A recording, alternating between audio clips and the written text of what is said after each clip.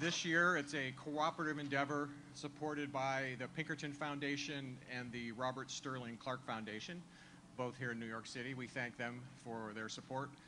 I think you can tell if you've been to these before that this is a slightly smaller room. We used to occupy the entire room going that way all the way over to 11th.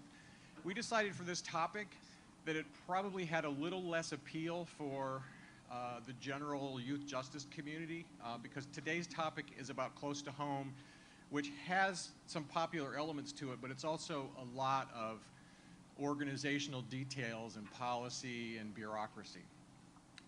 And I had two experiences on Friday that reminded me of the effect that bureaucracy has on our lives. The first one was when I opened up my mailbox and saw that horrible letter I hate to see that says Internal Revenue Service on the return address.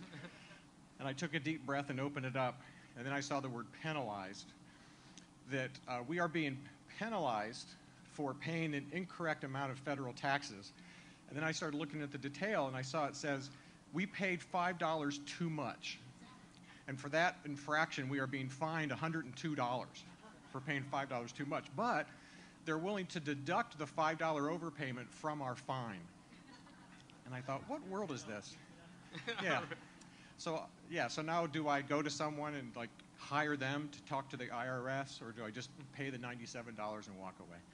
The second bureaucratic experience I had on Friday, which some of the people in this room know about because they got an email from me with all caps in the subject field, was at about, when was that? Maybe shortly after noon, we were informed by the college here that they would be having a surprise fire drill this morning at 9 o'clock, and that we would not be exempted, get no waiver, we would have to evacuate the building.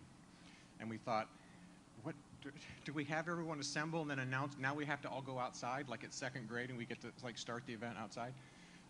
Or do we postpone it? Do we cancel the whole event? Do we start late? And so some of the speakers got emails saying, could you stay late if we were to start late? And how do we notify? It's like Friday afternoon. How do you tell everyone that you're postponing an event? And my partner and friend here, Ann Jacobs, who runs the Prisoner Reentry Institute, sent me an email saying, why don't you try calling Jeremy Travis? And it just never occurred to me to call the president of the college about something like this.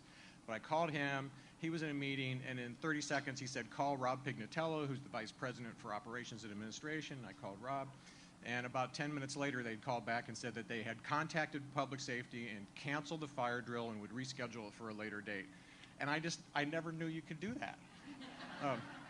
Gladys Carrion told me, see, you have to learn to challenge authority.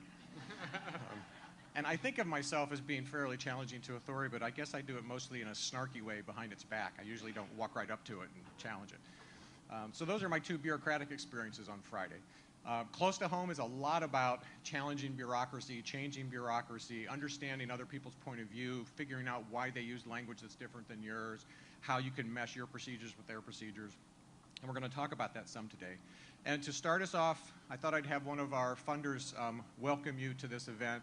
So I'd like to ask Rick Smith, the president of the Pinkerton Foundation, to come up. Thank you.